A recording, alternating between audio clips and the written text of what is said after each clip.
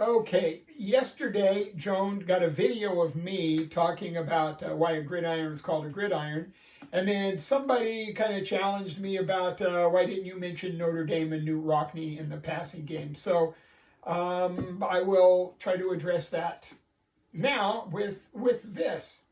So yesterday we talked about the passing game starting in 1906 and how they marked off 5-yard squares and called it a gridiron.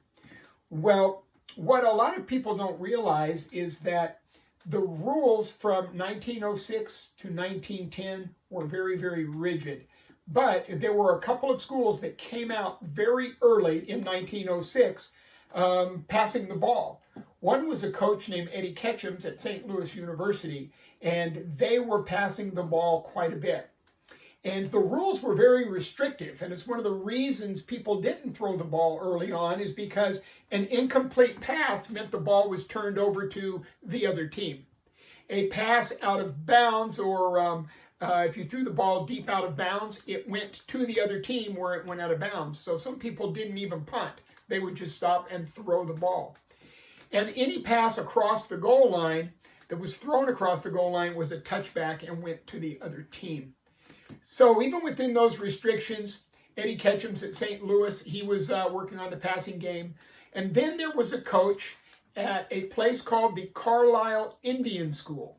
And the Carlisle Indian School in Pennsylvania was a school where they were taking Indians off of the reservation and they were trying to teach them the, quote, white man's ways.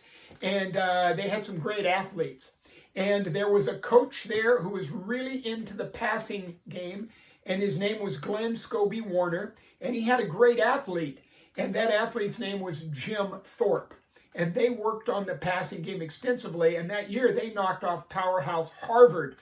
Now, these two schools, St. Louis and Carlisle Indian School, were beating people with the passing game, but people didn't give much credit to those schools, and they just thought it was just a gimmick. A quick side note about the Carlisle Indians. Their coach, named Glenn Scobie Warner, went to a coaching clinic for boys, and he and some other coaches were called in to work with boys and have a boys' little football tutorial. The weather was really bad, and when they showed up to the gym, Glenn Warner was the only one there. You may know him as Pop Warner, and because Pop Warner started coaching those boys, he came back every year. The people that put the clinic together just named their clinic after him.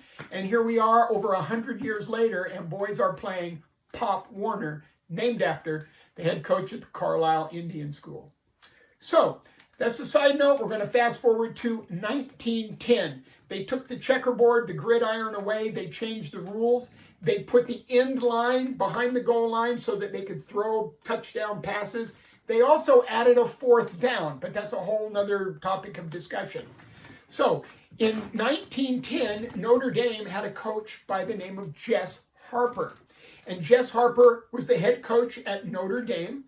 And he, by 1913, had a pretty good team. Knute Rockne was on that team, and you've all heard of Knute Rockne. Now remember, in 1906, Knute Rockne would have only been a freshman in high school.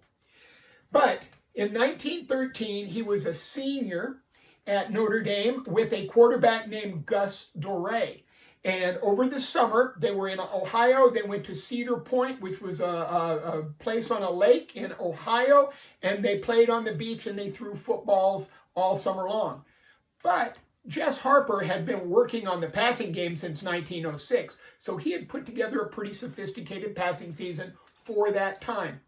So anyway, this small Catholic school that not many people had heard of, called Notre Dame, went to Army to play the most powerful football team in the country. At halftime of that game, Notre Dame was winning 14-13. And in the second half, they broke out their passing game. Gus Doré threw 14 out of 17 completions for 243 yards, which is pretty good even by today's standards, and they beat Army 35-13. It made national headlines, and that really put the passing game out there. People are going, wow, this is incredible. And more coaches started studying it. Now, here's a little side note about that game. The class of 2015 for Army was called the class upon which the stars fell, because in that Army class were 2 5-star generals. One general was Omar Bradley, and the other was Dwight D. Eisenhower. They both played football.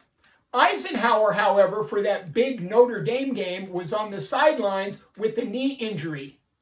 He hurt it playing against Pop Warner and the Carlisle Indians.